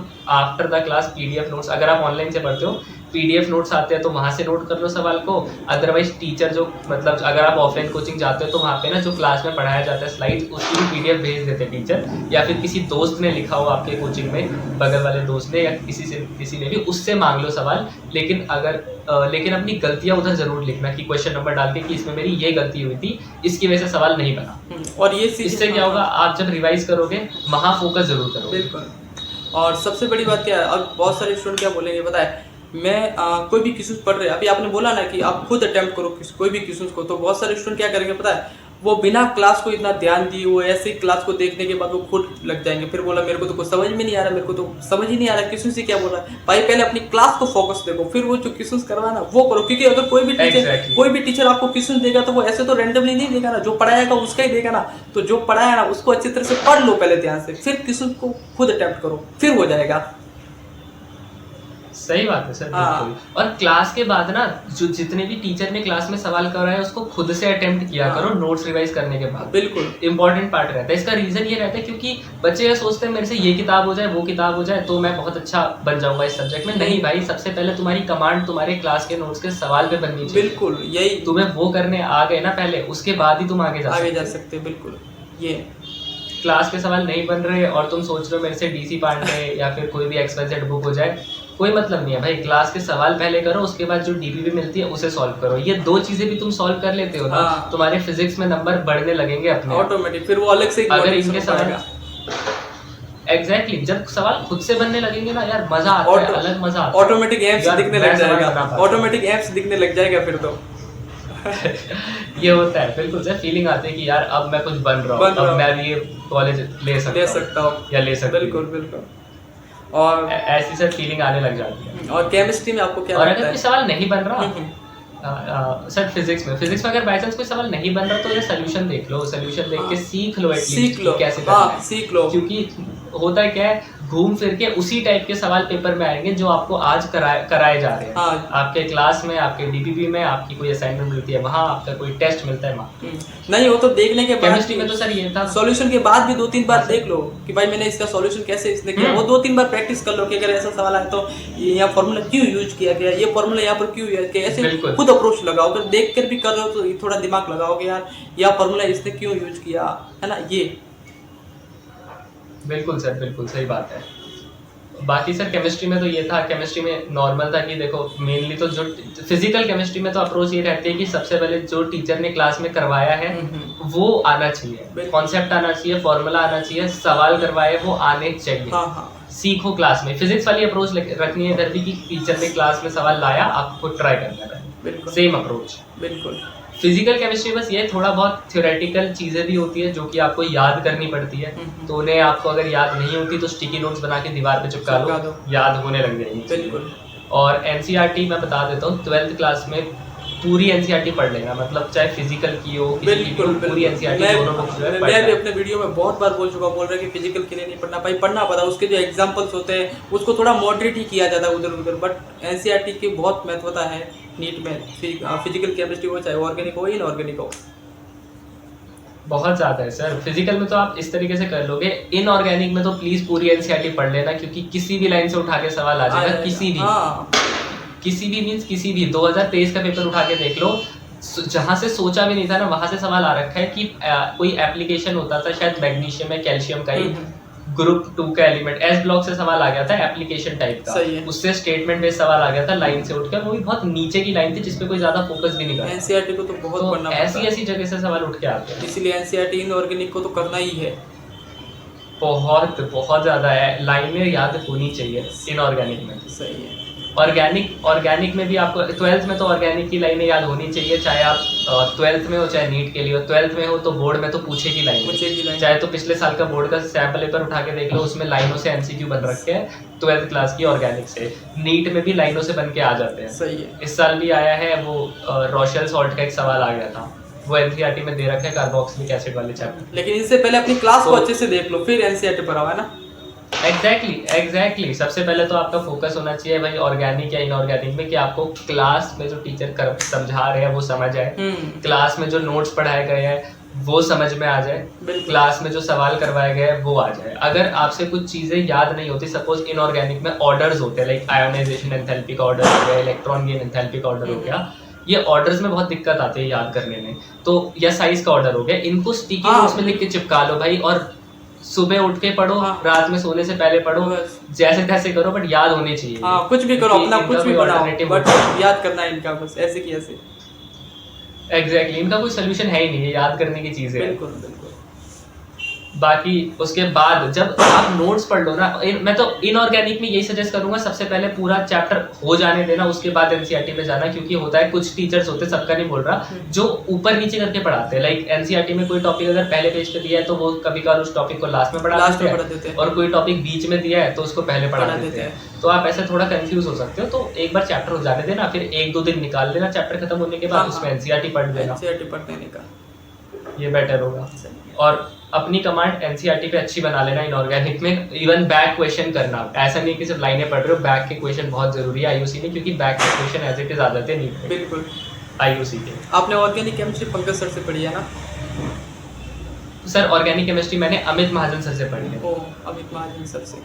और फिजिक्स तो एमआर अमित सर, बहुत फिजिक्स तो एमआर सर। फिजिक्स मैंने एमआर सर से पढ़ी है। केमिस्ट्री हो ना हो ये मैं नहीं बोलूँगा कि आपका सिलेक्शन हो जाएगा, लेकिन आपने दबा के मेहनत कर ली ना, दबा के मतलब अपना पूरा 100% दे दिया ना, आज से 5 साल 6 साल के बाद आप वापस आओगे ना, आप कहोगे कि मेरा कुछ भी फर्क नहीं पड़ा, कि चाहे मेरा सिलेक्शन हुआ या नहीं हुआ सर, मैं अच्छी खासी लाइफ जी रहा हूँ, क्योंकि मैंने अपना 100% दिया था जब अपने स्ट्रगल के फेज में। तो वो बात मेरे को आज भी याद है कि अपना 100% दे दो, है ना, अपना 100% दबा के दे दो। जो एग्जाम आपसे चाहता है वो सब चीज़ें करो, आप पीवाईक्यू करो, आप रिवीजन करो, आप क्लास प्रॉपर देखो, आप सब चीज़ें करो जो एक एग्जाम आपसे चाहता है वो आप कर रहे हो। फिर आपका सिलेक्शन हो ना हो, 5-6 साल आप बोलोगे कि मेरे को कुछ फर्क नहीं पड़ा, मेरा सिलेक्शन होता है या नहीं होता है, बस मैंने अपना 100% दिया था और लाइफ में मैं अच्छी कर रहा हूँ, ये आप कहोगे। तो वो चीज़ें आज भी मेरे को याद है कि ये चीज़ करना है कि आप कोई भी काम करो तो उसको अच्छे से कर पाओ, कि मतलब जो आपसे वो Exactly, sir. चाहता है कि आप एग्जाम की बिल्कुल तैयारी सही करो, बात तो है आपको कि एग्जाम आप क्या क्या चाहता है जब वो आप अपना सभी चीज़ें कर लो 100% और देके आप तन मन एटलीस्ट धन मेहनत अपना करना सीख पूरा लगा जाओगे, दो। इस एग्जाम की प्रिपरेशन करोगे और एक बार आपको लाइफ में मेहनत करना ये आ गया ना, फिर तो आप कहीं पे भी फोड़ दोगे, कोई भी जगह फोड़ दोगे। बहुत सारे एग्जाम्पल्स है इसके, जिन जिन लोगों का हाँ IIT नहीं हुआ था still they are doing well. एक बहुत बड़ा एग्जाम्पल अभी मैंने आपको बताया था शोभा कहीं गिरवान का, भी नेक्स्ट उनका भी IIT नहीं हुआ था, जे एडवांस क्लियर नहीं हुआ था, लेकिन आज देखो वो जे IIT वालों से ज़्यादा ही कमा रहे हैं वो महीने का IIT वालों से ज़्यादा कमा रहे हैं। नहीं होता। एग्जैक्टली जितना वो फेमस है, जितने वो फेमस है उतने बिल्कुल बहुत अरे IITians नहीं है जो इतने ज़्यादा फेमस है। वो भी है और नाम भी है ना यार बंदे का, मतलब देखो यार कहाँ पर है। बिल्कुल बिल्कुल। फिर क्या और बताइए अपनी एमबीबीएस की जर्नी कैसी है, मतलब नीट की जर्नी और एमबीबीएस की जर्नी में फर्क मतलब है, बहुत है, लाइफ अच्छी हो जाती है ऐसे, लाइफ बहुत अच्छी हो जाती है, एंजॉय एंजॉय। सर अभी तो हाँ सर ऐसा मतलब वे तो लोग बोलते हैं, अगर मैं बताऊँ तो MBBS अभी तक पढ़ाई शुरू नहीं हुई है, तो हाँ। हम लोग फाउंडेशन चल रहा था, तो हाँ अभी तक तो एंजॉय किया है। लेकिन इतना पता है कि जब पढ़ाई शुरू होगी ना तो टाइम एक लगेगा। स्टार्टिंग में चीज़ों को ट्रैक पे लाने में टाइम लगेगा, क्योंकि क्योंकि सिलेबस बहुत ज़्यादा है, वास्ट है बिल्कुल थोड़ा MBBS हाँ, का सिलेबस, सिक्कर लेकिन हो पता है जाते हम कर हैं। लेंगे, नीट कर लिया तो ये तो बिल्कुल फिर कुछ भी बिल्कुल, नहीं और है। आप मेहनत करने से बस मतलब ये होगा है नहीं, थोड़ी क्योंकि मेहनत आपने करनी आगे है, मेहनत करके आए ना, अभी वही तो बात कर रहे हैं कि आप मेहनत करना मेहनत सीख गए तो फिर क्या ही डर है। हाँ, तो फिर क्या ही डर है। एग्जैक्टली मेहनत हाँ करना सीख लिया है। एग्जैक्टली सर, बिल्कुल। तो कुछ महीने लगेगा कि हाँ थोड़ा बहुत सेटल हो जाए, उसके बाद तो सही है। ऐसा और होगा आप कि जोश आपका टॉक्स पर पढ़ाई भी और आए, मज़ा दोनों ही बैलेंस हो जाता बिल्कुल, और आप जोश टॉक्स पर भी है। आए, और वहाँ बाकी पर आपको MBBS कैसा में भी फील मज़ा हुआ आता जब है। जोश टॉक्स पर के मंच पर आप खड़े थे? हाँ, अरे सर वो जो जोश टॉक का तो अलग ही एक्सपीरियंस था, वहाँ तो पहली बार था कि लाइक 3-3 और कैमरे सामने लग रखे और बोल रहा हूँ, वो तो अलग ही था लाइक। और अच्छा लगा कि वहाँ पे नर्वसनेस नहीं फील हुई, और वहाँ पे ऐसा गेस्ट ट्रीट किया गया, मेरे को ये भी बहुत अच्छा लगा कि लाइक एक ऐसा प्लेटफॉर्म जहाँ पे कभी हम जाओगे सोचते थे कि जाओगे, जब मैं आपने सोचा प्रिपरेशन कर था, रहा था कि यार आपने जाऊँगा सोचा था एक कि दिन मैं मैं इधर भी आऊँगा जाऊँगा, कभी? और बिल्कुल। वहाँ पहुँच गए। सोचा था, सुनो, एग्जैक्टली सोचा था और वहाँ पहुँच गए। कर लिया वो जो फीलिंग ये आती है ना कि भाई, यार बहुत लेवल का सोचा था होता और कर है लिया, ऐसे। वो अलग लेवल होती है। वो हाँ अलग लेवल कर होती है। लिया, जैसे नीट के टाइम सोचा था अलेक्सा से मिलना है, कर लिया। नीट के टाइम सोचा था जो स्टॉक कर खोलना लिया, है, कर लिया। नीट के टाइम सोचा था यूट्यूब चैनल कर शुरू लिया, करना है, कर लिया। अच्छे खासे सब्सक्राइबर लाने हैं, कर लिया। बहुत कुछ सोचा था कि लोगों को मेंटोर हेल्प करना है, एक ग्रुप कर बनाना लिया। है टेलीग्राम का जिसमें लोगों को हेल्प करना है, ये भी कर दिया। मतलब बहुत सारी चीज़ें हैं कि जो कर रहा हूँ, कर दिया, और अभी भी बहुत सारी चीज़ें जो कर करनी है और मैं बिल्कुल। प्रोसेस में हूँ कि यार ये चीज़ भी करनी है और करूँगा। तो सर वो जो फीलिंग होती है ना कि यार एक हाँ बार हाँ सिर्फ ये जो थ्रेशोल्ड है ना, नीट का थ्रेशोल्ड है, ये हो जाए ना भाई, ये आपका कर अच्छा हो जाओगे। जाए ना, उसके बाद तो जो आपको करना है लाइफ में आप कर जाओगे। एग्जैक्टली जो आपका जो भी सही, कॉम्पिटिटिव है, क्योंकि नीट के बाद बिल्कुल MBBS कॉलेज तो मिल ही गया, वो भी बिल्कुल। दिल्ली का दिल्ली का कॉलेज, कॉलेज नंबर वो 1 मिलना कॉलेज बहुत है बड़ी ऐसे, बात है। बहुत अच्छी बात है। सही है। और अभी दिल्ली, जो मतलब 4 से 5 मतलब यस 5 से 6 महीने आपके पास पड़े, मतलब स्टूडेंट के पास पड़े हैं, उनको आप 5 से 6 पॉइंट आप बता दो कि मतलब ये चीज़ें कर लो आप सिलेक्शन के शिकार में हो जाओ। 5 से 6 पॉइंट आप बता दो कि मतलब ये चीज़ें कर लो आप सिलेक्शन के शिकार में हो जाओगे, कि इतना मतलब आप है ना कि मतलब सिलेक्शन के अंडर आ जाओगे, कि मतलब आराम से आपका हो सकता है अगर आप ये चीज़ें करते हो। तो 5-6 महीने आपको क्या ऐसे होना चाहिए कि ये तो आपको करना ही है जिससे आपका सिलेक्शन सिक्योर हो जाए। 5 से 6 चीज़ें क्या होनी चाहिए ऐसी कि स्टूडेंट फॉलो कर ले इसको, कहीं इधर इधर नहीं भटके, बस इन चीज़ को कर लो, हो सबसे जाएगा पहले तो आराम से। अपनी स्लीप साइकिल ठीक कर लो, क्योंकि अभी सर्दियाँ आ रही है और कुछ बच्चे होते हैं जो टाइम पे उठ नहीं पाते, टाइम पे सो नहीं पाते। हाँ प्लीज़ अपनी स्लीप साइकिल ठीक कर लो। अगर आपको दिन में पढ़ने में कंफर्टेबल होता है तो आप दिन में पढ़ लो, अगर आपको रात में पढ़ने में कंफर्टेबल होता है आप रात में पढ़ लो, लेकिन आपको एटलीस्ट 6 से 7 घंटे सोना ही है। अपनी स्लीप साइकिल को जो है आप कुछ इस तरीके का कर लीजिए सबसे पहला, क्योंकि अगर आपकी स्लीप साइकिल ठीक नहीं होगी तो अभी क्या कर होगा, लीजिए। सर्दियाँ बढ़ जाएगी, बिल्कुल। आप सुबह 10-10 बजे सो के उठोगे, फिर रिग्रेट करोगे कि यार मैंने तो टाइम यहाँ सोने में बर्बाद कर दिया। तो अभी से ही मौका है, स्लीप साइकिल ठीक करो, 6 से 7 घंटे सोने की आदत डालो, ना इससे ज़्यादा ना इससे कम। सही। सेकंड चीज़, प्लीज़ डाइट ठीक से लो, एटलीस्ट 3 कम। टाइम का तो लो कि सुबह कुछ खाओ, दोपहर में कुछ खाओ, रात में कुछ खाओ, क्योंकि डाइट ठीक से नहीं लोगे आपको नींद आती रहेगी, आपकी प्रोडक्टिवनेस उतनी नहीं होगी, वीकनेस फील होगी, हो सकता है आप बीमार भी पड़ जाओ। और इस टाइम पे प्लीज़ बीमार नहीं पड़ना है, थोड़ा सही ढक बात वक के भी रहना, अपना कैप पहन लो, मास्क लगा लो, कुछ भी, बट प्लीज़ बच के रहो सही थोड़ा। है। और एक चीज़, अभी जब सर्दी आएगी ना, सुबह सुबह जब आप उठोगे, जो भी मॉर्निंग वाले लोग होते हैं उनको ठंड लगती है, बहुत खतरनाक ठंड लगती है। दिल्ली, अगर कोई दिल्ली में रहता है, दिल्ली में तो बहुत बुरा हाल होता है, हाँ, क्योंकि हाँ। 2 डिग्री तक टेम्परेचर चले जाते हैं दिल्ली में। तो भाई बहुत बुरा। सुनो, आप प्लीज़, चला जाता है। जनरली ठंड कहाँ से लगती है? कान से लगती है, नाक से लगती है, पैरों से लगती है, तो और सर से लगती है, जो एरिया होता है। तो आपको सबसे पहले अपने कानों और सर को कवर करने के लिए कैप रखना अपने साथ, मंकी कैप का यूज़ कर सकते हो आप। पैरों को कवर करने के लिए सॉक्स, हाथों को कवर करने के लिए ग्लव ले लेना। ये 3 चीज़ें लेना, ऊपर बदन पे जो है जैकेट पहनना, और तब ये मफलर वगैरह डाल के आप पढ़ने बैठना, लेकिन बेड पे बैठ के नहीं पढ़ेगा कोई भी, ठीक है? बेड में कंबल डाल के नहीं पढ़ना, चेयर टेबल हाँ, पे बैठ फिर वो के सो पढ़ना जाओगे। है, और ये सब कुछ डाल के हाँ, पढ़ो, हाँ। लेकिन बैठो भाई। क्योंकि मैंने देखा है कि लाइक वीडियोस में देखा है कि बैठो बच्चे भाई। भालू बन के पढ़ते हैं, भालू इन द सेंस इतने सारे कपड़े वपड़े डाल के पढ़ रहे होते हैं। हाँ, ये डेडिकेशन आप में होना कपड़े चाहिए। पहन करके, हाँ, शांति Exactly. से पलंग पर तो सो प्लीज करके। बैठ, क्योंकि बेड बैठ के पढ़ोगे ना, ट्राई किया हुआ है, 11 बेड पे भी थोड़ी बैठ के ना मैंने ट्राई किया हुआ है, बहुत हाँ। बेकार होता है, नींद आती रहती है। बेड मैंने 2-3 दिन ट्राई किया था, मैंने छोड़ दिया, मेरे से नहीं हो बिल्कुल। गई है। फिर ना तो सो पाते और ना पढ़ Exactly. पाते, दोनों में At the से end कुछ नहीं regret होता, होता है। टाइम वेस्ट हो जाता है।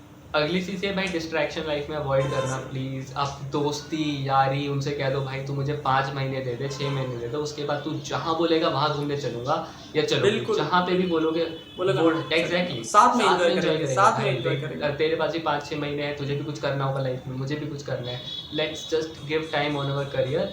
जब बिल्कुल। दोनों का कुछ हो जाएगा ना, उसके बाद जितने मजे करने करेंगे, और सच में सर एक बार मीट हो जाता है ना, उसके बाद बहुत मजे आते हैं।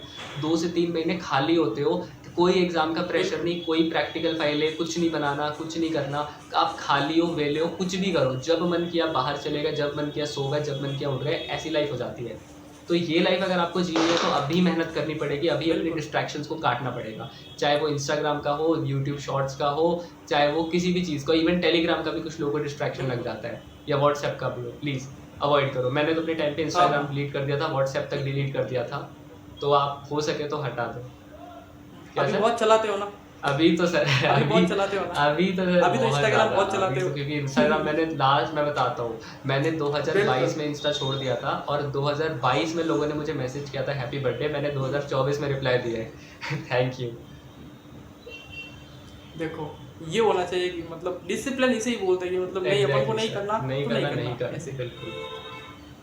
ये डिसिप्लिन बना के रखना भाई। और प्लीज़ जब भी आपके लाइफ में डाउन फेज आए ना, please talk to your parents, या फिर कोई फ्रेंड हो जिस पे आपको ज़्यादा ट्रस्ट हो, उनसे थोड़ा बातचीत करो। आप अपने पेपर पे अपनी दिक्कतें लिखो और फाड़ फूड़ के फेंक दो, थोड़ा रिलीफ फील होता है। प्लीज़ ये मत सोचना कि यार मेरी लाइफ में सब कुछ ठीक चल नहीं रहा, मैं तो पढ़ तो मैं पाऊंगा नहीं, या पढ़ तो मैं पाऊंगी नहीं, चलो फ़ोन चला लेते हैं। अगर आप यहाँ पे आपने अगर फ़ोन चला दिया ना भाई, आप फंस जाओगे, आप फिर इसी लूप में फंस के रह जाओगे। आप एक जिसे कहते हैं ना हम लोग कि बिना सोचे हाँ। समझे स्क्रॉल करते जाना, उस लूप में आप फंस जाओगे, तो वहाँ पे नहीं फंसना आपको। तो इसीलिए प्लीज़ जब भी ऐसा कुछ होता है तो यार आप एक्सरसाइज कर लो, मेडिटेट कर लो, बाहर घूमो, दोस्तों के साथ बात कर लो, लेकिन फ़ोन नहीं चलाना। इस फ़ोन के जंगल में आप एक बार फंस गए ना भाई, बाहर निकलना बहुत मुश्किल हो जाता है, बहुत ज़्यादा। यहाँ नहीं फंसना, और भाई पढ़ना अच्छे से है, ठीक है? अब जितना भी समय बचा है, इस समय आपको जो है ना टेस्ट भी देने हैं, और टेस्ट में पता है नंबर कम आ जाता है, रोना नहीं है भाई। टेस्ट में अगर नंबर कम आ रहे हैं, एनालाइज कि क्यों मेरे नंबर कम आए हैं, कौन से मेरे टॉपिक्स है जहाँ पे मेरे जो वीक रह गए हैं, कौन सी चीज़ें हैं जो मेरे को नहीं आ रही समझ में, कहाँ पे मुझे काम करना है, कहाँ पे मुझे ज़्यादा रिवीजन करना है, कहाँ पे मुझे सिली मिस्टेक सुधारनी है। इन चीज़ों को एनालाइज करो, और जब आप अगला टेस्ट दोगे ना, तो एक बार टेस्ट से पहले ये सारी गलतियाँ कहीं पे लिख लेना बहुत पहले ही, और टेस्ट से पहले जहाँ पे भी लिखा है उसे पढ़ के जाओ, क्योंकि अगले टेस्ट में फिर क्या होगा, आपके दिमाग में आपकी गलतियाँ रहेगी, सेम गलती नहीं करो। मैं अपना बताऊँ, हाँ से मैंने कल ही मैं यही पॉइंट है, मैंने एटीट्यूड मैंने यही बोला कि अपनी जो भी गलतियाँ हो रही है ना, आप कहीं पर लिख डालो, फिर ये जब दूसरा टेस्ट देते हो तो ये कंफर्म करो कि मेरे को एटलीस्ट ये तो गलतियाँ नहीं करनी है जो इस टेस्ट में हुई थी। क्या कि कंसेप्ट की हो सकती है, कुछ भी हो सकता है, सिली मिस्टेक्स होती है, लिख लो, याद कर लो कि ये गलती मेरे को अगले टेस्ट में नहीं करनी है। ऐसे धीरे धीरे करते अपनी गलतियों पर काम करोगे ना, आपके टेस्ट में इम्प्रूव नंबर। एग्जैक्टली सर, मैं अपना बताता हूँ, मैंने अक्टूबर में पहला AITS दिया था, उसमें 614 नंबर आए थे, मेरे लिए कम थे क्योंकि 720 का एम था, 614 कम थे। दूसरा AITS दिया था नवंबर में, मेरे 599 नंबर मैं उसको बोलता हूँ, 604 PW के अकॉर्डिंग थे, लेकिन वो 599 ही मानता हूँ क्योंकि कॉन्ट्रोवर्शियल एक सवाल था। तो मैं सोचो, जो मैं 599 में पहुँच गया, तो गोल कितने का, 720। तो सर वो जो 2 टेस्ट थे ना, मैंने देखा है 720 का ऐसा क्या है जो मैं नहीं कर पा रहा, ये बाकी लोग कर पा रहे हैं और यार ये नंबर मेरे से ज़्यादा ला रहे हैं। मैंने सच में एनालाइज करने बैठा, मेरे को पता चल रहा है कि यार मैं तो जो क्लास में सवाल करवाए गए थे उनको तो रिवाइज ही नहीं किया, और वही पूछे जा रहे हैं, मैं कर नहीं पा रहा। तो क्लास के सवाल मुझे दोबारा करने थे, NCERT की लाइनें मैं ठीक से नहीं पढ़ रहा, रिवीजन बहुत ध्यान से नहीं कर रहा। तो जब सर मैंने ये गलतियों को इम्प्रूव किया ना, अक्टूबर में 614, नवंबर में 604, जिसको मैं 598 बोलता हूँ, और सर जैसे ही मैंने काम किया, इम्प्रूव किया, दिसंबर में एकदम से नंबर बढ़ के 683, 683। ये जो स्पाइक कब गया था ना, बिल्कुल, ये जो स्पाइक गया था 599 से 683, 683 का, ये एनालिसिस की वजह से था कि मैंने अपनी गलतियां एनालाइज। कॉन्फिडेंस आ गया था कि यार अब तो हो जाएगा, अब तो करूंगा मैं, अब तो आराम से हो पाएगा, हो ही पाएगा, अब तो हो ही पाएगा। मेहनत करनी होती है, थोड़ा देर में भी था कि यार, क्योंकि और याद रखा एकदम से नंबर कभी नहीं बढ़ते भाई, टाइम लगता है। मेरे को 2 महीने 3 महीने लगे हैं, अक्टूबर में नंबर नहीं बढ़े, नवंबर में नंबर नहीं बढ़े, दिसंबर के एंड में जाके नंबर बढ़े। तो टाइम तो लगेगा भाई, देखो इम्प्रूवमेंट में टाइम लगता है, लेकिन ऐसी इम्प्रूवमेंट आ जाती है ना इस टाइम के बाद, मज़ा आ जाता है फिर। हाँ, मज़ा आ जाता है, बिल्कुल। बस अपनी गलतियों पर काम करो, ये 4-5 महीने आपके पास जो भी अपनी गलतियों पर काम करो कि मैं कहाँ मिस्टेक कर रहा हूँ, आपको ही सुधारना पड़ेगा। कोई दूसरा आकर के, अब मैं दूसरों की परेशानी कैसे समझ पाऊंगा, आप ही नहीं समझ पाओगे कि इस बंदे की क्या प्रॉब्लम है, क्योंकि वो तो खुद को ही पता होती है, खुद ने तैयारी की होती है, खुद तैयारी करते हैं, खुद की स्ट्रगल को खुद ही समझ पाते हैं कि मैं कहाँ मिस्टेक्स कर रहा हूँ, उसको सुधार लो बस। और ये इसीलिए टेस्ट बनाए जाते हैं कि अपने मिस्टेक्स को पकड़ लो, उसको सुधार लो। ये टेस्ट का मतलब यही होता है। टेस्ट को इसी अप्रोच से देना चाहिए। टाइम मैनेज हो गया, टाइम मैनेज हो गया है ना, ये हो गया मतलब टेस्ट की अप्रोच ये होनी चाहिए कि मेरी जो मिस्टेक्स कर रहा हूँ मेरे को दिखे, क्योंकि वो नीट एग्जाम को फिर नहीं दिखनी चाहिए, जो भी है अभी निकल जाएगी, वो सही रहेगा। ये रहता है, मिस्टेक्स तो आनी ही चाहिए, मिस्टेक्स नहीं आती है तो फिर प्रॉब्लम हो जाएगी। और मिस्टेक्स क्यों नहीं आ रही है मेरे, है ना, नंबर भी नहीं आ रहे, नंबर भी नहीं आ रहे और मिस्टेक्स भी नहीं आ रहे, तो ये दोनों नहीं होना चाहिए, या तो नंबर आने चाहिए या फिर मिस्टेक्स आने चाहिए, ताकि मिस्टेक्स आए तभी तो नंबर तक पहुंच जाएंगे। तो इससे डिमोटिवेट तो होना ही नहीं है कि नंबर नहीं आ रहे, मिस्टेक्स हो रही है, मिस्टेक्स हो रही है तो उसको सुधारो भाई। कितनी सारी मिस्टेक्स हो गई, जब सुधारते जाओगे तो थोड़ी ना कम, वो तो कम होती रहेगी फिर ये। और जो फिजिक्स में स्ट्रगल कर रहे हैं उनको तो बस यही कहना चाहते हो कि भाई अपनी क्लास को अच्छे से देखो, अपने जो टीचर करवा रहा है उसको अच्छे से आप खुद अटेम्प्ट करके देखो, है ना, बेसिक को सही करो, बेसिक मैथ को भी सही कर सकते हो, है ना, उसका रिवीजन भी चलते जाओ, है ना, ये चीज़ें बेसिक चीज़ें सब अच्छे से कर लो, फिर आपको स्ट्रगल थोड़ा कम करना पड़ सकता है फिजिक्स में। सही बात है। बाकी भाई यही है कि अपने ऊपर भरोसा रखो, ठीक है, ऐसा मत सोचो कि आप में कुछ कमी है और वो बंदा ज़्यादा इंटेलिजेंट है। भाई देखो सबका दिमाग बराबर होता है, डिपेंड करता है कि आप अपने दिमाग को घिस कर कितना ज़्यादा शार्प बना रहे हो, घिसना इन द सेंस मेहनत करना। तो please just focus on your self, इधर उधर मत देखो कि इसके इतने नंबर आ रहे हैं, इसके इतने ज़्यादा आ रहे हैं। फोकस ऑन योर सेल्फ कि आज आप कहाँ हो, कल आप कहाँ होगे और परसों आपको कहाँ होना है। तो इन चीज़ों पे फोकस करो एंड जस्ट ग्राइंड भाई, क्योंकि अब बचे 6 महीने। भाई सच बता रहा हूँ, तुम्हारे आसपास जितने भी लोग होंगे ना, दबा के पढ़ रहे होंगे, दबा के, जो कॉम्पिटिटर होंगे असली, और तुम अगर नहीं पढ़ोगे ना भाई, बहुत पीछे रह जाओगे, बहुत ज़्यादा दबा के। तो पढ़ना है बिल्कुल, बहुत ज़्यादा। और ये 5-6 महीने तो कमबैक का टाइम है, यही होता है जो बच्चा मीडियम से उठ कर आगे चला जाता है। जो बंदा इस 5-6 महीने में रगड़ के पढ़ लिया, इवन जो सर्दियों का समय आ रहा है उस समय जिस बच्चे ने सही से पढ़ लिया ना सर, मैं बता रहा हूँ बहुत सारे टॉपरों से आगे चले जाएगा, बहुत सारे टॉपर से आगे चले जाएगा। बिल्कुल, क्योंकि रात को भी अच्छा पढ़ने का मन हो जाता है, दिन को भी इतनी गर्मी नहीं होती, अच्छे से पढ़ पाते हैं ना, धूप वगैरह नहीं होती, कहीं पे भी बैठ के अच्छे से तैयारी कर सकते हैं, कोई इतना कुछ नहीं हो पाएगा। बिल्कुल, तो जो मैंने पॉइंट लिखे आया था वो सब खत्म हो चुके हैं। Thank you so much sir, आपको भी, आपने मेरे को बुलाया, मेरे को मौका दिया।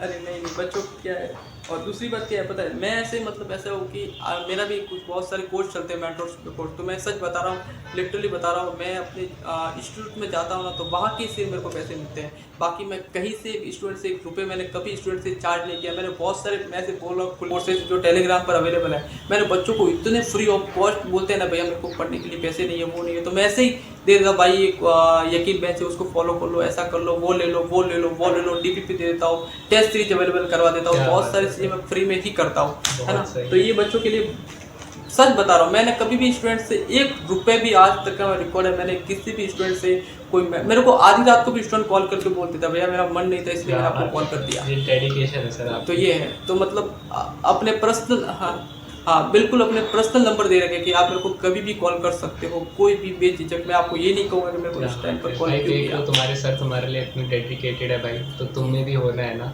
तुम्हारे सर तुम्हारे लिए इतना कर रहे हैं। हाँ, और बच्चे भी मतलब बिल्कुल। और अभी भी जो बैकलॉग की सीरीज आई तो मेरे को उसमें डाला, मतलब उसमें मैं क्लास ले रहा हूँ, तो भाई मेरे को टाइम अभी 8 बजे की हमारी, तो आप बोल रहे हो 8 बजे मेरा वहाँ पर शेड्यूल हो जाता है। अभी दिवाली को भी मैं अभी घर नहीं गया, मैंने बोला नहीं यार थोड़ा देखते हैं, अभी घर बाद में जाएंगे। तो 10 तारीख को मैं जोधपुर जाऊँगा, अभी फिलहाल कहीं जाने का नहीं है। तो मैंने बोला आपके साथ भी 8 बजे का मेरा शेड्यूल ही सेट नहीं हो पा रहा था। मैंने बोला आज तो 8 बजे ले ही लेता मैं ना, अगर आपने बोला होता कि 8 बजे तो भी मैं कोई ना करके 8 बजे तो कर ही लेता, लेकिन आपने 3 से 4 बजे का बोला, तो थैंक यू सर सो आपकी मच आपको। डेडिकेशन अभी मैंने देखी सर, बहुत बहुत बढ़िया है। लाइक मतलब नेक्स्ट लेवल है कि यहाँ पे एक भी पैसा, जिस पर जो आप प्रोवाइड कर रहे हो उसके लिए लोग पता नहीं कितना चार्ज कर लेते हैं, लेकिन आप फ्री का दे रहे हो, वो बहुत है। हाँ मैं सच बता रहा हूँ ऐसे। तो बहुत सारे बच्चे मेरे को बोलते हैं कि मेरे पास पैसे नहीं है, प्लीज भैया ये कर दो, ये कर दो। तो भाई मैंने बोला ठीक है भाई, मेरे को टेलीग्राम पे मैसेज करो, आपको पूरा कोर्स अवेलेबल करवा दूंगा ऐसे। लेकिन बच्चा वो जेन्युइन होना चाहिए, ऐसे नहीं कि मतलब फालतू में बोल